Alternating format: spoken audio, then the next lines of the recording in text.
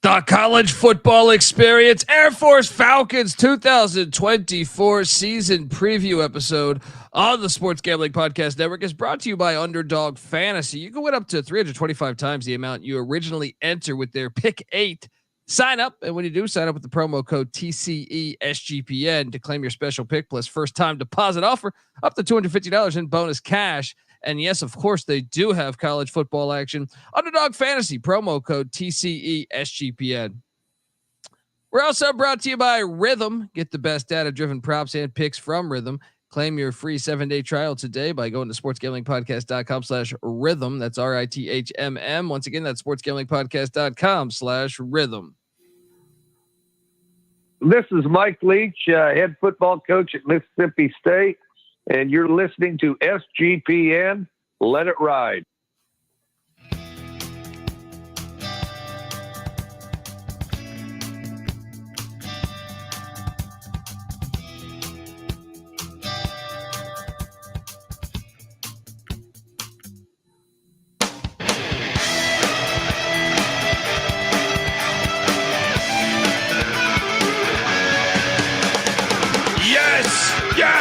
Yes. Woo! Welcome to the college football experience. Air Force Falcons, fly high, baby. 2024 season preview. You see, hopefully you're watching this youtube.com/the college experience, because we are previewing all 134 college football teams. It's just like we do every year, but this year's 134 because Kennesaw State is in the mix. And look, this is one, I love Air Force Falcon football. So I'm honored to have this guy on. We're going to in a second here, but Air Force football, I've been a fan of since really I started watching college football. And I find this year to be potentially the most exciting that I can ever recall in college football, because we have a 12-team playoff looming. And I think all of a sudden, you look at what Troy Calhoun has done lately. You look at UCF, Houston, Cincinnati, BYU, all no longer part of the group of five. And the group of five has a ticket. And I think arguably, I feel pretty accurate with this statement by saying I think the Mountain West is the best of the group of five conferences. The winner of this thing is going to probably get a seat at the table. Now, unless they have 3 or 4 losses, which is possible, but I kind of like the Mountain West chances to get to the CFP. And could that be the Air Force Falcons? Could you imagine a playoff game with the Air Force Falcons? I've been waiting for this for my whole life. We deserve a playoff. Now, I still want it bigger. I wanted a Mountain West champ every year to be a part of this thing, but excitement is in the air. If you're wondering who the hell you're listening to, that's fair. My name is Colby Swinging Database Dad, aka Pick Dundee. That's not a pick. This is a pick. He was raised in the land down under, where a man thinks on his feet, speaks with his fists, and lives by his wits. When Dundee happened, he was a superstar. Nobody knows nothing. Somebody knows. Double the price, but no one touches Dundee. Yes! Look, I love this team, but I got dealt. Me and Mr. Calhoun. I had met Troy Calhoun last year, Mountain West Media Day, and I plan to see him again this year. And okay, I understand what we're doing here. Military school, covert ops and everything. But he gave me he made me feel like, oh, this team's going to be horrible. And then they win 9 games and would have won more had their starting quarterback not gotten injured. I am joined by this guy is Air Force Falcon football through and through. He's been a part of, historically been a part of a lot of pages. He's worked with he's been with the program, and he knows Air Force Falcon football just all the way. Give it up for Rick Baum. How you doing, brother? Man, I love this time of year. We do this. This is our 4th year together.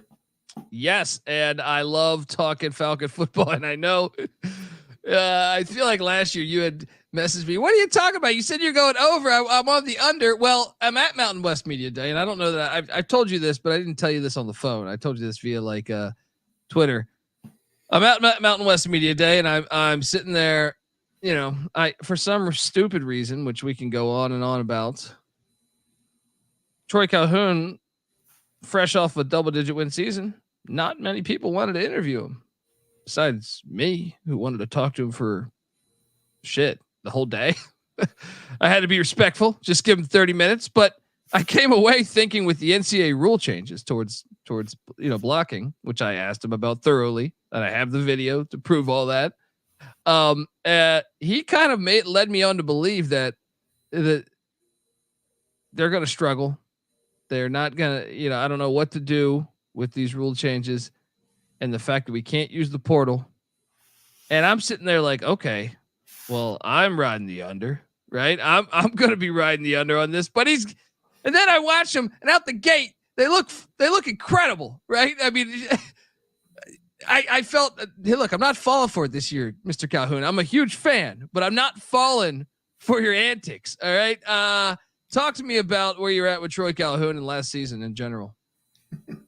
Well, first and foremost, Coach signed another deal, so he's going to be here till the end of time, it looks like. So as far as his chronic underselling, I'm very used to that. He's put out, in just the time we've been together, right? 40 wins, 12 losses, and all Power 5 bowl victories, in the process. So last season was amazing. We got some guys in the league. I talked to you about this before that, this is, I would say, a rebuilding year coming up. But as far as last year goes, that group, that 4-year group that had a little bit of COVID eligibility stuff mixed in, that was a very special group. Yeah, and we saw them. They have, I think, 3 or 4 players, currently in the NFL, which, traditionally off of a service academy, that doesn't normally happen year by year. To show you how good they were. But let's talk a little bit about Troy Calhoun, because I want to just make the statement that I think you could present to me that he's the best football coach in college football. I think you could actually present that. Now, I know people will say, "Oh, how can you say that? He's at Air Force." Well, I would argue that, like, let's see Saban or Kirby Smart at Air Force to see how good they do, or at Army or Navy, whatever. But I'm YouTube.com/the college experience. Let me just show you some graphics for Troy Calhoun. First off, he's 11-6 against Army. He's 9-8 against Navy, 2 rivals, winning records against them. He's 130-82 at Air Force. And how about this nugget here? Doing my deep dive here, 11 of his 16 years at Air Force, he has had 8-win seasons or better. I mean, he has a winning record against everybody in the Mountain West, with the exception to Boise State and San Diego State. Look at that. I mean, he's 14-2 against Colorado State. He's 2-0 against the Colorado Buffaloes. He's 16-2 in the state of Colorado. I don't know how it is. And how about this? 4-0 against the Sun Belt. He's 7-8 against Power 5 teams. All right. And those Power 5 teams. Oh, okay. Though he has a win against Notre Dame, 2 wins against Colorado, a win against Georgia Tech, a win against Louisville, a win against Baylor. His losses, he's got a 6-point loss at Michigan, a 3-point loss at Oklahoma. I mean, what am I missing here? This coach, he is so criminally underrated. I know the Colorado Buffaloes almost hired him back when they almost hired Mel Tucker, or when they hired Mel Tucker. They really made a mistake there, because I think that just was a no-brainer what to do there. What am I missing here, though? And he's incredible. He's incredible. He's the most underrated coach in America, in my opinion. Yeah, I debated this recently, and one of the guys said, well, yeah, but what's his pro background? Well, he was the offensive coordinator in the NFL for the Houston Texans. He was with the Denver Broncos during one of their Super Bowl runs. He has a very impressive resume, to your point. And I would agree, if not number 1, top 5 active for sure. Yeah, and I'm sorry, I just realized the slide says Texas A&M Aggies. As you can see, I have a newborn. I don't know how I fucked that up, but Troy Calhoun, yes, in the Air Force Falcons. My apologies on the video side of it, but he's just incredible. And you look back at last year's offense, 2023, 59th in scoring, 27.6 points per game. That was 6th best in the Mountain West, 77th in yards, 8th best in the Mountain West. Obviously, they're a triple option team, so 130th in passing. Hey, they were the best of the academies. 12th in the Mountain West, 2nd in rushing, 281.5 yards per game, 1st in the Mountain West. I mean, he's an incredible coach, man. And I feel like what stands out to you from that offense? I know. So what, Larrier went down last year, right? Looking back at last season, Larrier went down, and that's when you guys kind of hit your rut, right? Yeah. So Zach got beat up at the end of the Wyoming game. Jensen Jones came in. We won that game. That put us at 7-0, or at 8-0, excuse me. Then we faced off against Army. Zach was still not healed from getting banged up. And so we went ahead and dropped that tough one. And then after that, it was kind of, a couple names that you'll hear today, guys just trying to figure something that worked. And then, Zach came back for the bowl game, which was our next win on that 9-win season. Yeah. And yes, what you're alluding to is they took down James Madison, Patty C's boys. I was very thrilled to see that. Now here's my point on them making the playoffs. You look back and say they're nine wins and their losses. If you throw out the Army game, all of them were pretty much close games. UNLV game was a 4-point game. The Boise State game was a 8-point game, so 1 possession on both those. I don't know what happened on the island there, but Hawaii got you. That's the one that I don't think anybody saw coming. Army I thought was possible just because they play that style, but you look back at those losses. Still, that's what I mean. Is like they were that close to being, in the Mountain West championship game, and you look back at the year prior, same situation really. Their 3 losses, were by a combined 15 points. So they're in every game. And that's why I think, and this is going to change things because I really believe like the excitement around this, the fact before that you didn't really have a chance to make the playoff. And I expect them to, expand this thing soon, but I really believe like if you're an Air Force fan, Army fan, Navy fan, like before you're just like, oh great, we get to watch our team, but there was that ceiling you couldn't get through. Now I think you have that shot, and it's going to be super exciting to watch this year. But anyway, when it comes to the offensive side of the ball, that was not their strong suit, believe it or not, with the exception of the rushing attack. And you look back at last season, they had a veteran offensive line. All of them are gone.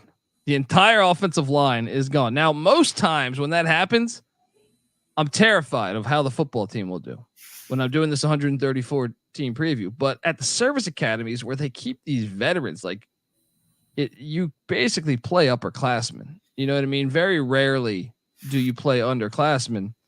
And I don't panic as much.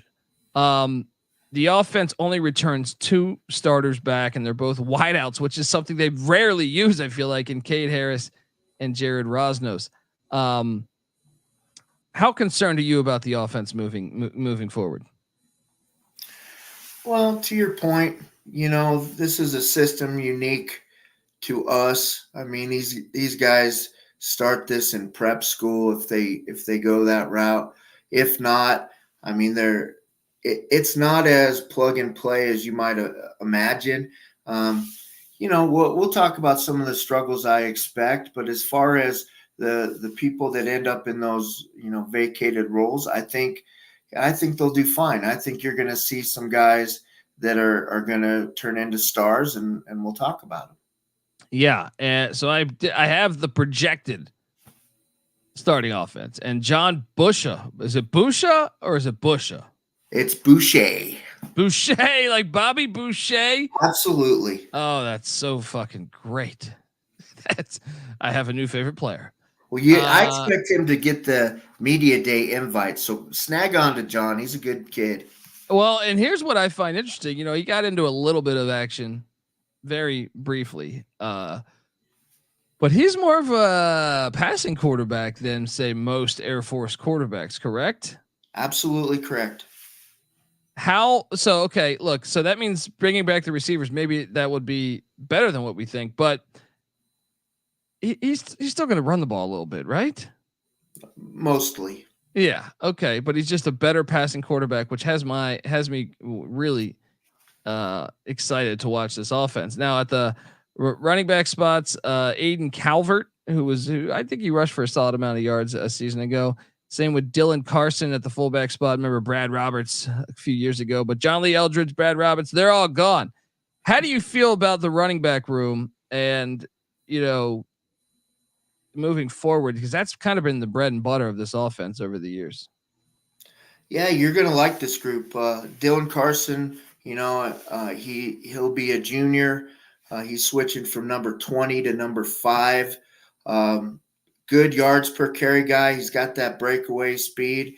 The reason he wore 20 the last season was because he got the vote of confidence from the former nation's leading rusher in Brad Roberts. As far as Aidan Calvert, you're going to like him. He was a guy that averaged, high 8s. Not a ton of touches. Did have a touchdown last year, but he has that breakaway speed. And he does have the John Lee Eldridge endorsement, which I take very highly. Yeah, and to me, so overall, we know like it's almost hard to expect the offense to be better than last year. You think it'll be similar? I think in some respects, this schedule isn't similar, and the thing that's going to challenge this young group is going to be, some of the bigger names on the schedule. It's also going to be a little bit of getting used to being starters. And, you had mentioned the offensive line and Coach Lobo will have this group ready and they will gel quickly. Now the rate at which they come together will be at the rate at which this offense comes together. Yeah, and it's gonna be fascinating to see just because I don't know. It's been a while since I saw the entire offensive line gone. Like at Air Force, I feel like at least. Yeah, 2016. Yeah, that's a while. But Mike Thiessen still running the offense there, right? And he's been a long time OC there. I think it's like his 14th. Longest tenured in the NCAA. Yeah, and then obviously it's concerning to break in a brand new offensive line, but at the same time, I feel like if anyone can do it, it's the academies that can capitalize on this. So, I guess I'm going to give that I will say this. Normally I talk transfer portal with all these teams because it's insane in college sports these days. This is a simple one. They didn't bring in anybody. And guess what? They lost their star tight end, Caleb Relos, to the Florida Gators. How big of a loss is that? Well, and it was one of those things. Caleb did not leave. He actually graduated. He's a second lieutenant in the Air Force. He was one of the rare 1%ers. He was top of his field in mechanical engineering, got a grad transfer to Florida. So he couldn't have played at Air Force. No, he couldn't. Okay. And his eligibility is a little bit different. So he basically has a full season plus 4 games of eligibility just because of everything, even back with the COVID requirements. So you will probably see him very briefly this year for the Gators, and then you will see him extensively, most likely being the starter the following year in Tallahassee. Gainesville. Yeah, Gainesville. Yeah.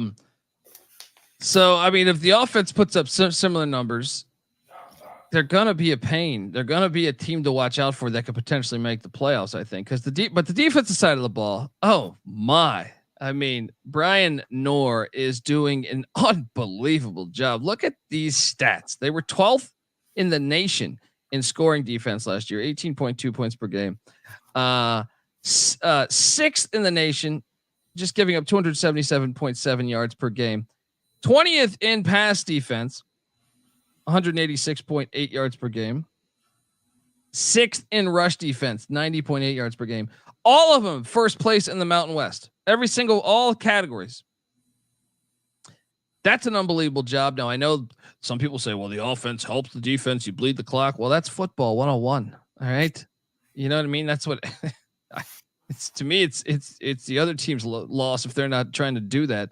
But the defense, you got only 4 starters back. I will say this though, kind of excited about this secondary with Camby Goff and both those corners back. Camby Goff, I feel like, has been in college 20 years. I know that's not possible at Air Force, but I know he has the medical clearance, right? He didn't he tear his ACL or something last year, or something happened where he was out, right? Yeah, Achilles last year. Okay, Achilles, yeah. Peyton Zoidroik. How do I pronounce that game? It's Zoidroik, and his dad Dan was a player for the Air Force as well. Fantastic. Okay, so the secondary stands out to me as like they're going to be really good because Camby Goff was a really good player, and then you got both corners back with them. Tell me about the defensive line because that seems to be the area of concern. Maybe the linebackers as well, but I can tell you that I know they're excited about Jack Curtis at the defensive end spot. Is that someone that maybe has been a difference maker? Or I know James Tomasi is someone that I feel like has been an experienced guy. We've seen him start some games or get into a lot of games. Where are you at with the defensive side of the ball in general? Well, I agree with you. The defensive backfield, I think, is going to be good. Another name that you'll hear back there is a guy by the name of Time Collins out of the Washington, D.C. area. He will probably be a third corner or offer some support. We have that position called spur. We've talked about it before. It's the safety hybrid linebacker. I expect Camby, that was his old position. He may move up there. Got a kid by the name of Levi Brown that played a lot towards the end of the year. He'll probably be on that back end of the defense. Back to Jack Curtis. Jack is a stud. Probably one of our best recruits in the last 3 or 4 years that I've been around. Jack out of the Dallas area. He's going to either play at the end or one step back at that inside linebacker spot. You'll see guys besides Peyton Zoidroik, who's a complete stud. You'll see Dan Groby. He'll rotate in there. You'll have Caleb Tompkins as well on that defensive line. So there's going to be a lot of moving parts, and it's the same narrative with the exception of the defensive backfield as I gave you with the offense. It's going to take a little bit of time and a little bit of repetition for the guys that haven't done it consistently, but they will gel at some point, and I think defense will be the strong suit of this team. Yeah, I do too. I'm more concerned about the offensive side of the ball. I think the defense will be the secondary, which, another thing is you have so many teams now in the Mountain West that, they're running. Ken Niumontololo's the coach at San Jose State. He's running the run and shoot. He's not running the triple option. Sean Lewis coming into San Diego State. They do the veer and shoot, the Art Briles offense. You saw that with UNLV doing that last year. So you have so many offenses now in this conference. And I love having the strength of your defense be the secondary because it doesn't seem like a power running conference right now. You look at Boise with Malachi Nelson. Now Gene T's a stud. But to me, when I think of the power rushing teams in the or like the run first teams in the Mountain West, it's just Wyoming and Air Force. They're running the air raid. They got Hal Mummy's son, Matt Mummy, running the offense at Colorado State. So in a way, even if the defensive line becomes your biggest weakness or is your biggest weakness, which I'm not even ready to say that, but they're not really run heavy in a lot of these teams. So Tedford at Fresno, I mean, I guess maybe he's a little more balanced, but I mean, yeah, I feel like it's.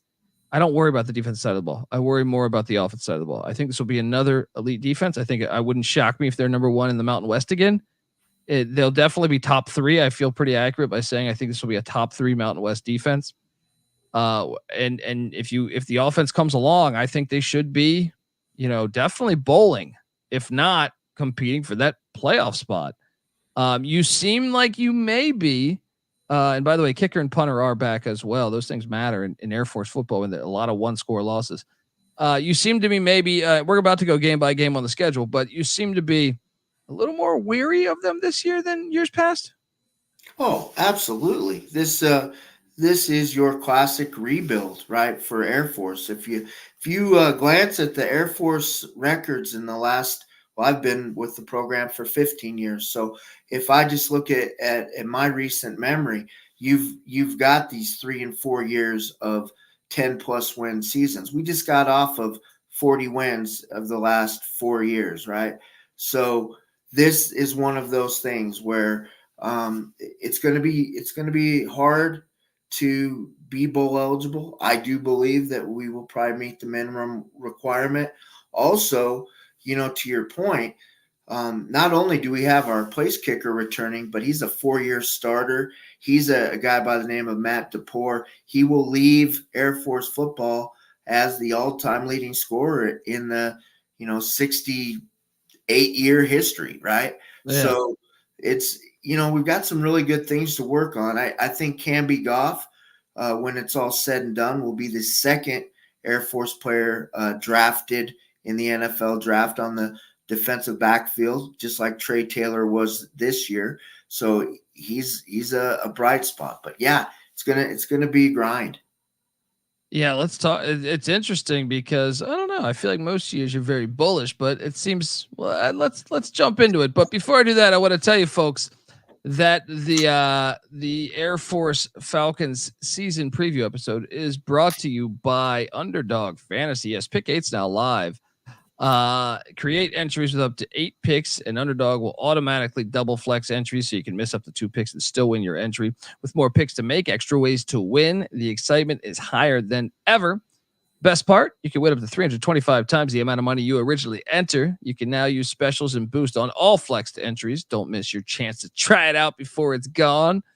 Use that promo code TCESGPN to claim your special pick plus first time deposit offer up to $250 in bonus cash. Yes, they do have college football. They got CFL right now. They got all that good stuff. UnderdogFantasy.com. Promo code TCESGPN.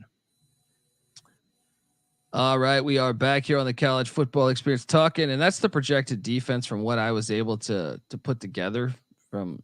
But you think that'll be somewhat what we see, throughout the year?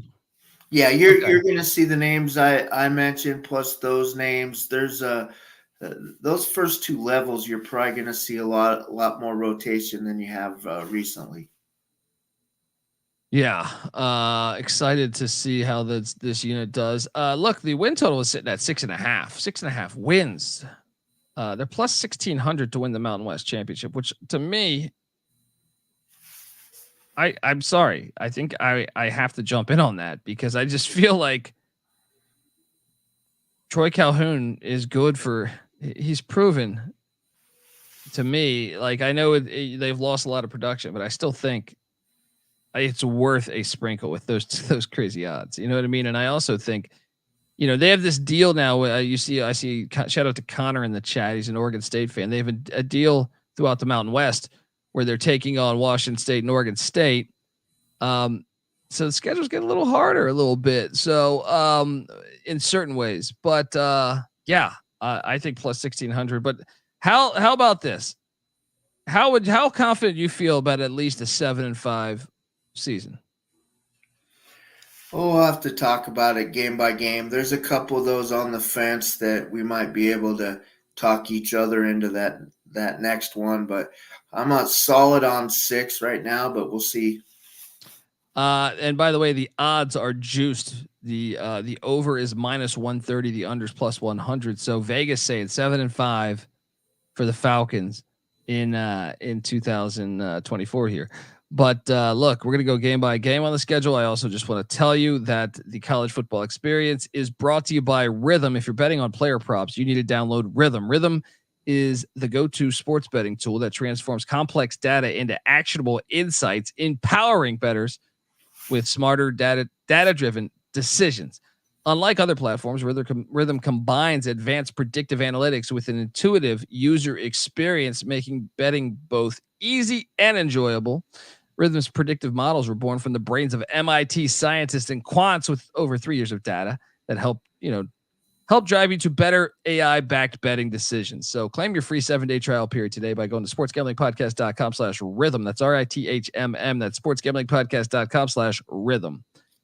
All right, let's get to the schedule because I feel like I'm somewhat optimistic about this schedule here. Okay. The road games. Okay. You get a decent share of road games. I'm counting 6 road games there.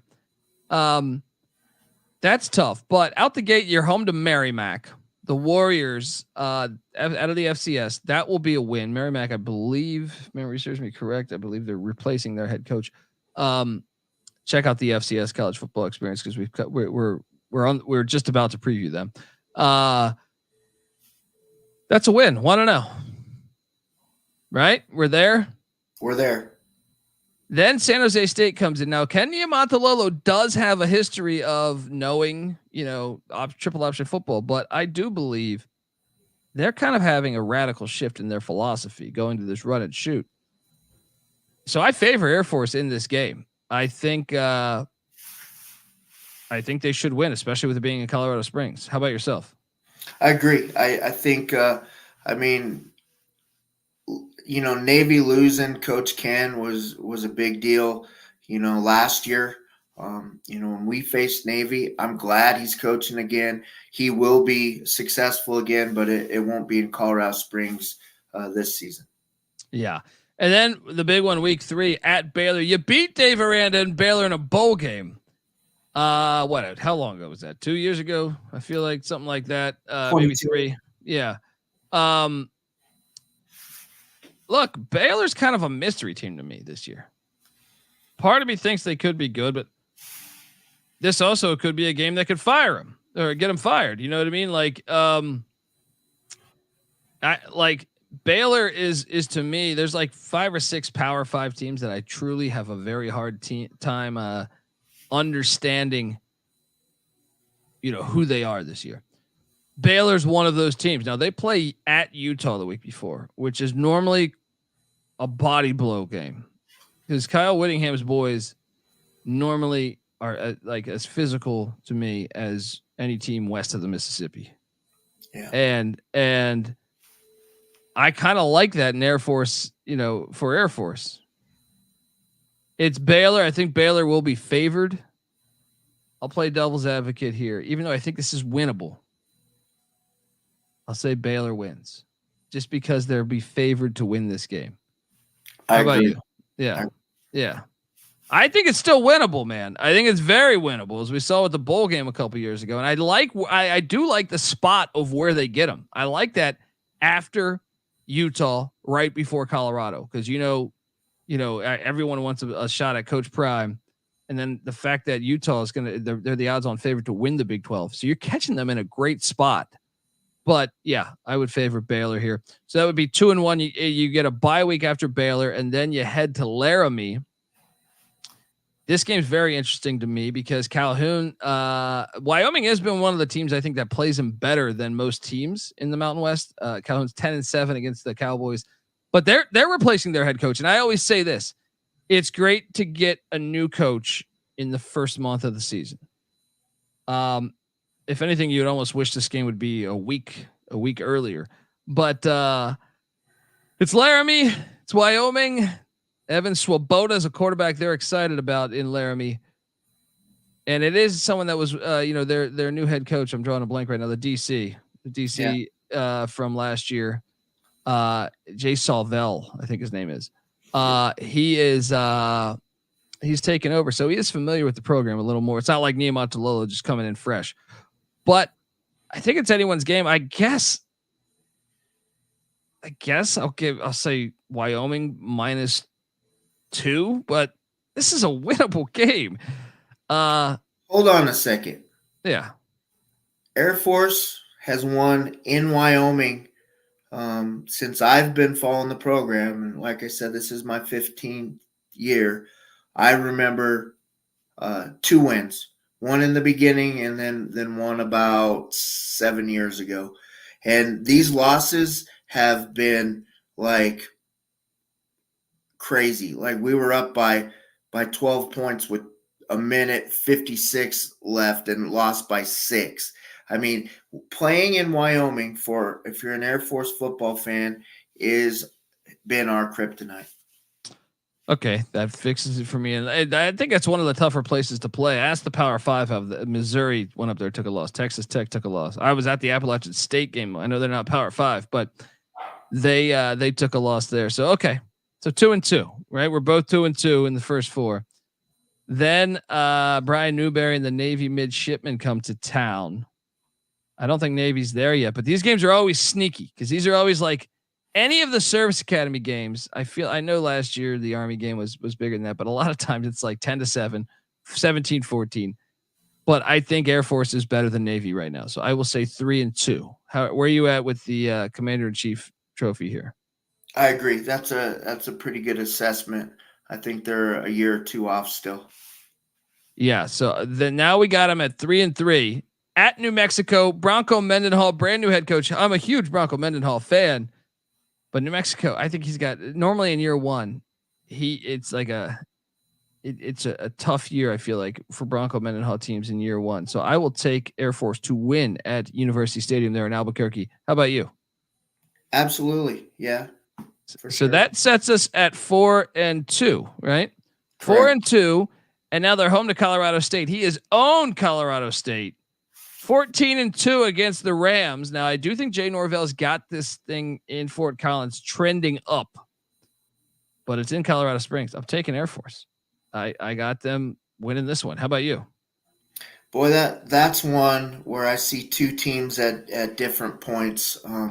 I see, Jay in his 3rd year with a fairly veteran, offense. He brought back his number 1 receiver. He's got his quarterback of the future that he implemented, during the Colorado game last year. I think CSU, it's probably their time. I'm going to give them the edge just based on experience, and it's hard to say, but yeah. See, he's hit me with his Troy Calhoun stuff. I'm the underselling. I'm taking them to win this game. I think I got them with 2 losses. You got them at 3 heading into the bye week, and now they head to West Point. Revenge on the mind. This is one where I have no idea. I favor Army by like a field goal, just because I feel like Army is a little more veteran this year. Like their team just has a little more experience, I think, than Air Force. It's in Mikey Stadium, which is one of the best. If you haven't checked out a game out there, you guys got to go check out a game. But your thoughts here? I think Army at home, especially. We are going to be motivated after we filled up, Broncos Stadium, and we're embarrassed by them. But, we're just so young, and Jeff Monken really has got our number recently. So I would say Army. Okay, I'm with you with Army. And then Fresno State and Jeff Tedford come to town. This is an interesting game because he has a winning record against Fresno State. Troy Calhoun does. I'm going to take one thing. Fresno likes to toss the ball around a lot. This is November 9th. It's going to be a little cold up there at Colorado Springs. I'm going to take Air Force 2, and Fresno could be, this is like, to me, I'll say this. Fresno and Oregon State are coming in next. They're getting one of these. Like they probably lose one, I think they're getting one though. How do you feel about that assessment? You know, I mean, in this last group of 4, you know, I see us splitting. So, you know, I think we got a shot at Fresno State at home. It might be our highlight win for the season, actually.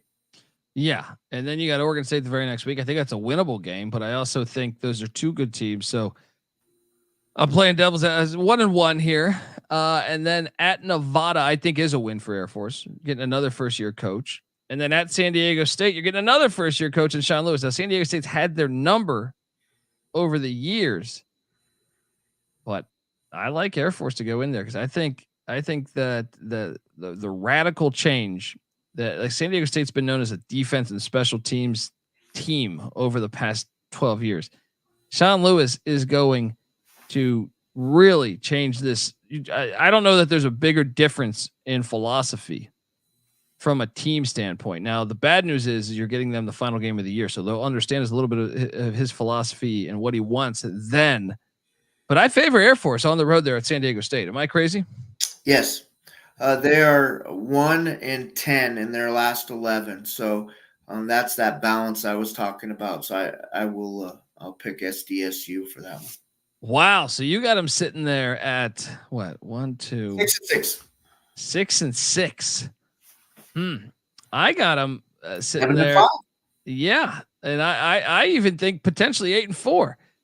I will, yeah, there we go. I know, and you guys are playing mind games with me. These Air Force people playing mind games with me. They're going to be super. Watch mid-season. He's going to be like, dude, they're going to look great. And he's going to be like, I told you. But yeah, I feel like I just trust the over. When's the last time you got to throw out the COVID year because yeah, when I say those 40 wins, that's in the 4 full seasons. When's the last time? Okay, it was 18. Was that the last time when they were 5 and 7? Right. They were 18 in back-to-back years. 17 and 18. They were 5 and 7. Yeah, but man, you look at that. Like I'm looking at the 18 schedule right now. 6-point loss to Florida Atlantic. 3-point loss to Nevada, 4-point loss to San Diego State, 3-point loss to Army. The last game of the year, the Wyoming game, right? That's the one I was telling you about. Yeah, they're 35-27. I don't know. I'm on the over. I trust Troy Calhoun. I look. Rick Baum says he's on the under 6 and 6. I don't know. We'll see. Last year he was on the over hit. I was on the under, didn't hit. So. But I was originally on the over before talking to Troy Calhoun. So like I said, these Air Force people, they like to confuse you. You know what I mean? There we go. Is that Coach Calhoun right there? Yeah, absolutely. There you go. Folks, check out Rick Baum. Give him a follow on Twitter at Falcon8Fan. Rick, I always appreciate you coming on to talk Air Force football. And, I'm sure in the middle of the year, I'm sure when they beat Baylor on September 14th, you'll be sitting there saying, maybe we are going to go 9-3 or 10-2. But always a pleasure, brother. Hey, thank you so much. And congratulations on the new addition. I'm so happy for you and your beautiful wife.